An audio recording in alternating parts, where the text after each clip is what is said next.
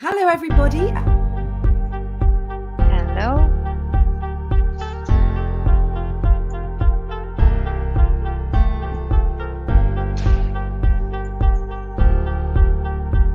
Oh, I think you mute.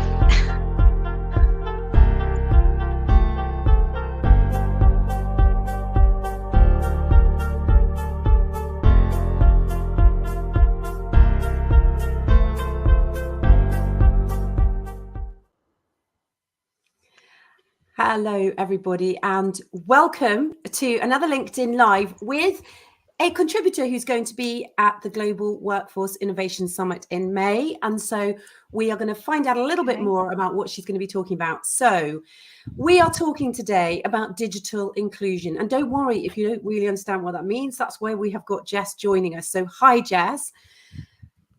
Jess is the lead in digital inclusion for her county council in Essex, and she can't hear me brilliantly. So we're gonna try and make this work, but do forgive the tech today, everybody. So Jess's role sees her essentially working really closely with colleagues in local and central government in the UK to help develop things like frameworks, guidance, training, and support for the teams that work to embed digital inclusion into services delivered to the public and internally in government. But we are going to talk to her today to find out why this issue matters in digital inclusion in her workplace. So hi, Jess. Can you hear me? Yeah, this is super difficult. The connectivity for me here is not doing too well today. Well, that's okay. The first question I have for you, maybe, and everyone else can hear you, so don't worry, and I will keep going. But can you tell me? Okay. No, I won't swear. We are live on LinkedIn. Actually, you can swear on LinkedIn. It's fine. It's not Channel 4. What I'm going to ask you is, what is digital exclusion, digital inclusion? Maybe we could do this the old-fashioned way because I'm having connectivity problems today, Claire. Maybe pop a question in the chat. I'll see it and I'll answer it.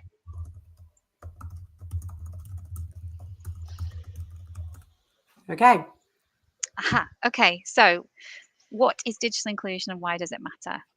So in Essex, we focus on the 3 A's of digital exclusion, which are access, affordability, and adoption of skills.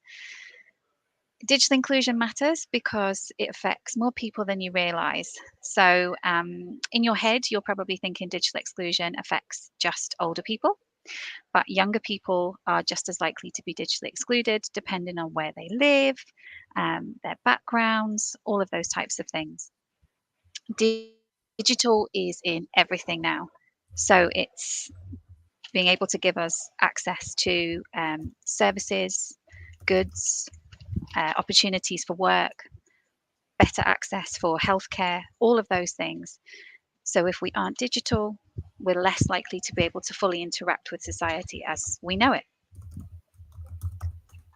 Okay, so how's that affecting the workplace? So how is it affecting the workplace? This is a really interesting question, and it's not one that's usually tackled in the digital inclusion space because we think about residents who are most disadvantaged, etc., and so on.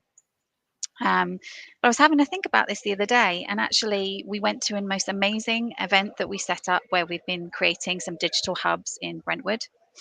And there was a mum who was waiting in the food bank queue, and I got chatting to her, and her daughter is brilliant, amazing, and she's managed to get herself a scholarship with Cambridge, I believe. So it made me think about what is the talent that we're missing by not having more people digitally included.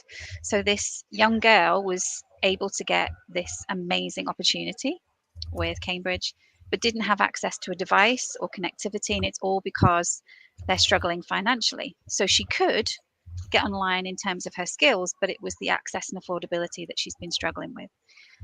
So businesses, I think, really need to think about joining this race to get more people online around digital inclusion. I got a delay then, so you've asked me the same question. So I'll just finish off answering that question. Yeah, sure. So yeah, businesses really do need to think about what they do in terms of supporting people to get online. 90% of all jobs are advertised online. So if you're really, really wanting to have a diverse and inclusive workforce, you need to make sure that you are supporting people in digital inclusion as well as other things. So hopefully I've answered that one. I know there's a delay. Right. So my the next question question next is this one. do you think British businesses realise how they're missing out? And I would probably say some do, some don't. There are a lot of businesses that partner up with organisations like the Good Things Foundation, who's a big charity in the digital inclusion space. Vodafone is one of them, and I'm going to be speaking hopefully to Vodafone next week. Yeah, you've got this delay, haven't you? So ask me the question. Who should be responsible? Who should be responsible in the workplace? That is a really interesting question. So I'm very lucky here at Essex County Council to have a role that is dedicated to digital inclusion, but that isn't necessarily replicated in corporates or in other local authorities. Sometimes it's 20% of somebody else's normal role. Even in larger organisations and anchor institutions like the NHS, we're not seeing that level of buy-in right now. So I would say that, obviously I'm going to say this because I am given this huge responsibility to be able to help get people online in Essex. But by having more buy-in top down from local organisations, etc., we can all join forces together and make a heck of a larger impact than what we're already capable of doing.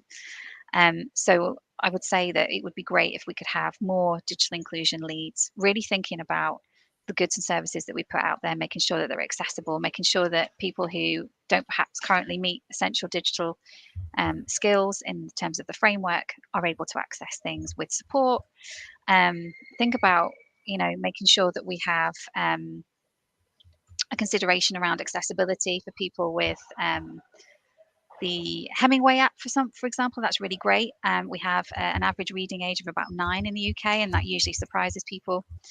So yeah, it should be more of a responsibility in terms of somebody having a full-time position, at least one person, to be able to help tackle this and join forces with other organisations to make bigger impact.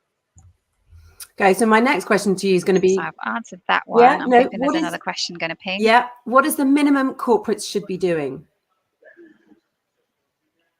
Quite a nice, bustling, vibrant place we've got today at the County Hall. The minimum corporates could be doing. So there's lots that you can do, organisations can do to support digital inclusion.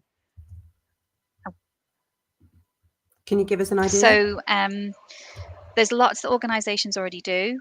One of the things that I'm focusing on at the moment is this huge gap that we've got in terms of being able to actually afford devices. So that's mobile phones, tablets, laptops, yeah.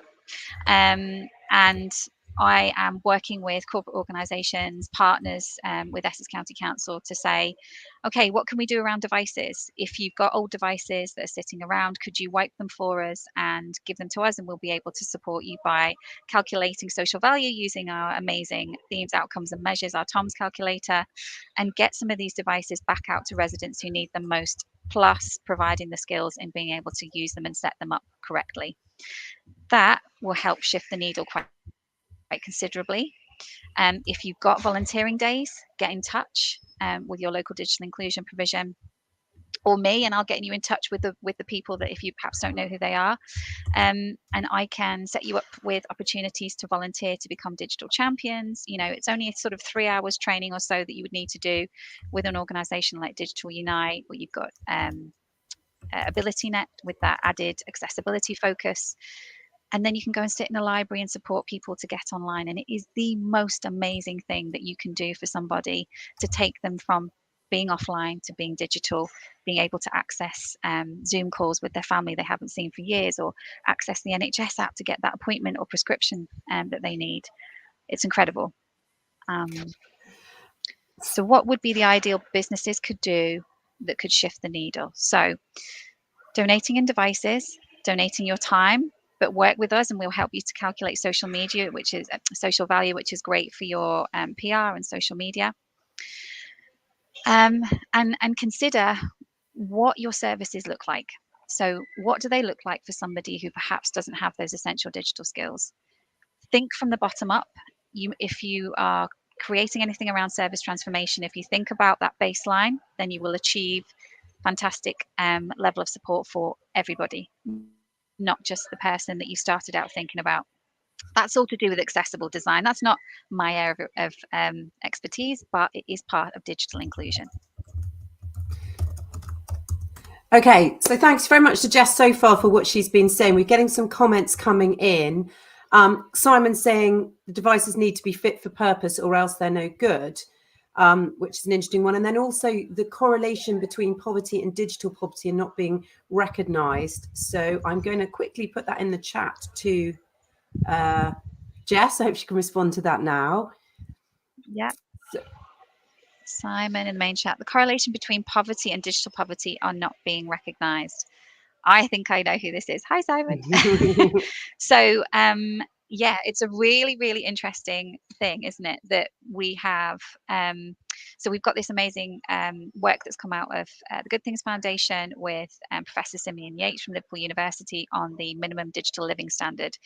45% of households with children aren't meeting the minimum digital living standard, so they can't afford to get online because of poverty, basically, unable to afford connectivity devices, and then skills kind of get on top of that. So if we really, really want to move the needle, we really need to look at the fact that there are people who just literally are hand to mouth on a daily basis. And, you know, having all these fabulous conversations about AI and where that can get us is brilliant. But there are individuals, families across the UK that are so far away from being able to access even that first rung of the ladder before we even think about AI, that this is so inaccessible to them.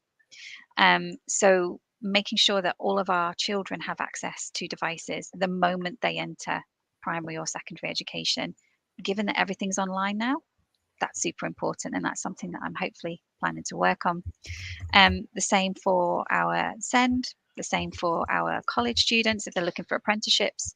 If they haven't got the access, they're not going to be able to fully integrate into education. And the same with making sure that residents who want to go and get a new job, etc., they need that access. Thank you, Jess. So what we've been trying to do today is give you a little bit of a taste of what's going to be coming up at GWIS, the Global Workforce Innovation Summit in May. We are going to be offering you a little discount. Jess has a little discount that we're offering to help you get your tickets. I'm hoping my lovely producer Destiny will put that note up on the screen, but if not, it will be in the chat for this conversation.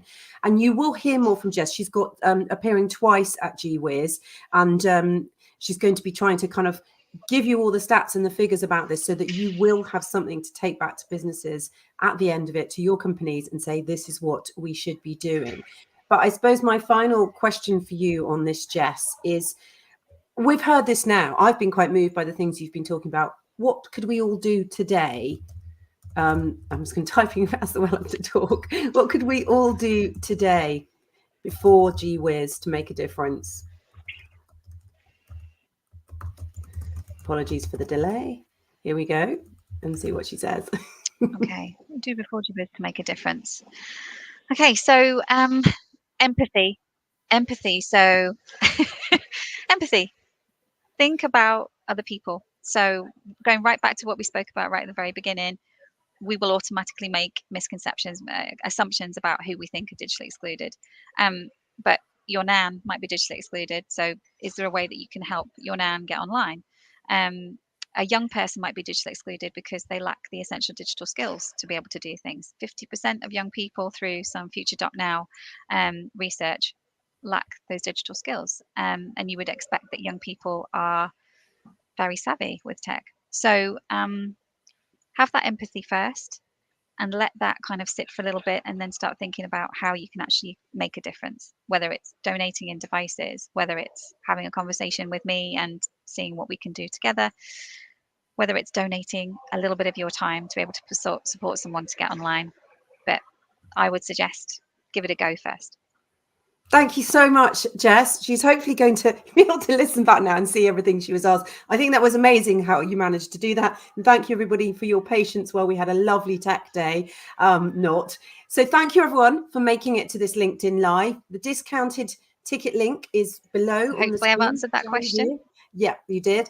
And obviously, the main event is the 22nd to the 24th of May. It's going to be happening in London, in Canary Wharf, the Global Workforce Innovation Summit. So your link there, the special discounted link, is only going to last for 3 days. So if you want to come, get into the comment section, book your slot, use that link. And any worries at all, obviously, reach out to the EOC network. Thank you to Jess. Thank you very much. And we will see you for the next one of these very soon. Bye-bye, everybody. Yeah.